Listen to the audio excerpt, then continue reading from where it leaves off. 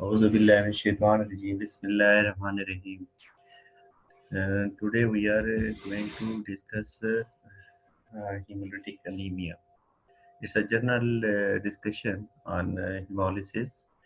How to define hemolytic anemia? It's defined as anemia resulting from hemolysis, that is the abnormal breakdown of the RBCs, either in the blood vessels, that is the intravascular hemolysis, or elsewhere in the body, that is called extravascular hemolysis. Now, the pathophysiology of hemolysis. Normally, RBC survives an average of 90 to 120 days in circulation.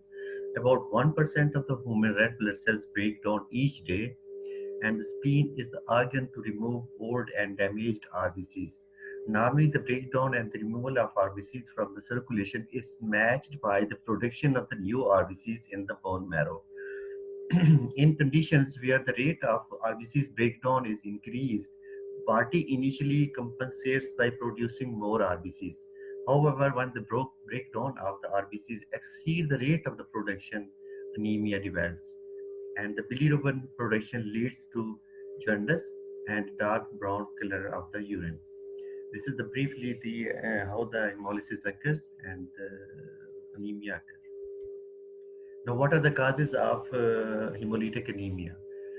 According to the etiology, it is divided into genetically and acquired hemolysis. Genetic causes include genetic conditions of RBC's membrane, and these includes hereditary spherocytosis and hereditary lymphocytosis. Then the genetic conditions of RBC's metabolism, that is the enzymes defects, and these includes glucose 6-phosphate dehydrogenase deficiency or G6PD deficiency, and number two, the pyruvate kinase deficiency. Third, genetic conditions that leads to hemolysis are the hemoglobinopathies. These include sickle cell anemia and the thalassemia. Acquired hemolytic anemias are divided into immune-mediated hemolytic anemias, in which the COMB test is positive, and the non-immune-mediated hemolytic anemias, in which COMB test is negative. Autoimmune hemolytic anemias are of three types. One is the warm antibodies autoimmune hemolytic anemia, which is at times idiopathic and at times associated with systemic lupus erythematosus, Evans syndromes, in which antiplatelets antibodies and hemolytic autoantibodies are present. Number two is the cold antibody autoimmune hemolytic anemias, and the causes includes infectious mononucleosis, atypical pneumonia, idiopathic cold heme agglutinin syndrome, and paroxysmal cold hemoglobinuria. Then there's alloimmune hemolytic anemias, which includes hemolytic disorders of the new parts, in which there is a Rh disease and ABO hemolytic disease, and then is the alloimmune hemolytic blood transfusion reaction. Then there are the drugs which also causes autoimmune type of hemolytic anemia. That include the penicillin, which is given in when it is given in high dose, and the methyl tofa. Non-hemolytic mediated hemolytic anemias. Number one is the drugs which causes hemolysis. These are the dapsone and the sulfasalazine. Number two, the toxins like snake venom. And number three is the mechanical trauma, in which includes heart valves, especially prosthetic heart valves, and extensive vascular surgery, macrovascular diseases. Number four is the macroangiopathic hemolytic anemias. These include TTP, that is a thrombotic thrombocytopenic purpura, HUS, that is a hemolytic uremic syndrome, and DIC, that is a disseminated intravascular coagulation, and the HELP syndrome. These are the macroangiopathic hemolytic anemias. Then is the infections, most common is the malaria, and then is the septicemia, and the membrane defects like paroxysmal nocturnal hemoglobinuria and the liver diseases. These are the non-immune type of hemolytic anemias. What are the clinical features? Whenever you come across a triad of jaundice, anemia, and the splenomegaly, you have you should exclude hemolysis or hemolytic anemia. So the important features of hemolysis are the, I'm going to repeat it, is the jaundice, yellow discoloration of the eyes, or jaundice confirmed by the investigation, and the anemia, and then is the splenomegaly. So clinical features, signs and the symptoms of the anemia, definitely patient will be having general symptoms and the signs of the anemia which we have been discussing in the previous few lectures. Then there should be a splenomegaly, jaundice, and the gallstone. So this is the triad which I have told you. Whenever you come across a patient who is having failure or the anemia, and there is a splenomegaly on the examination of the abdomen, and there is a jaundice on the examination of the eye, so we will think of hemolysis.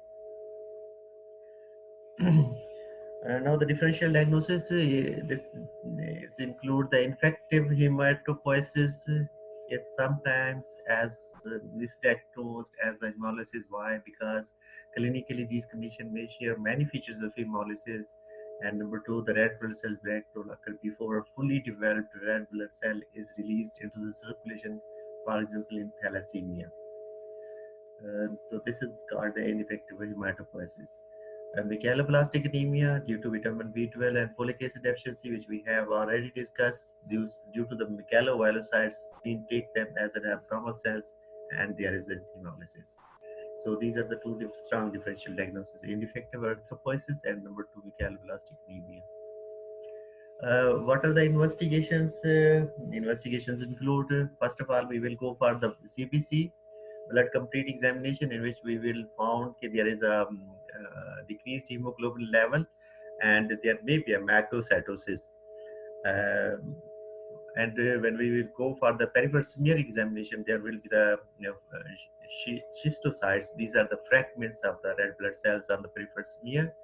Spherocytes are also present, and there is an increased reticulocyte count.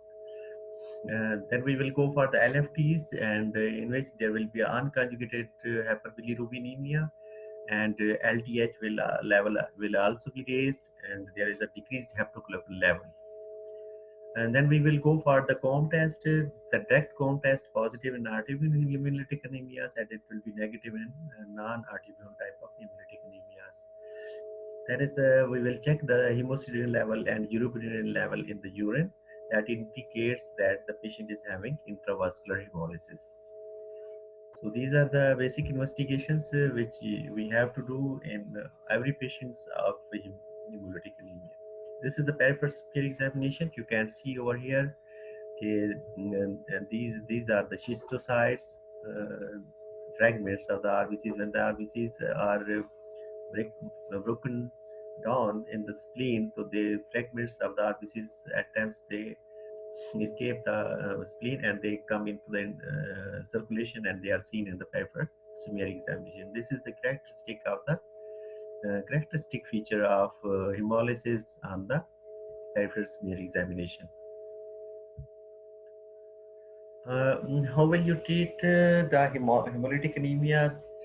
Definite treatment depends upon the underlying cause. We first of all will identify the underlying cause of the hemolysis. Then we give the symptomatic treatment. It is the blood which is we are going to actually give to the patient. If there is a marked anemia or severe anemia, or the patient is in an emergency, and in severe autoimmune hemolytic anemia, steroid therapy is sometimes necessary, because in all the autoimmune disorders we have to actually give steroid to control the autoinflammation. Then splenectomy can be helpful, where extravascular hemolysis is the predominant feature. So these are this is the treatment, and this is the general discussion of the hemolysis. And if you have any query, you can discuss in the MS meeting. Thank you very much.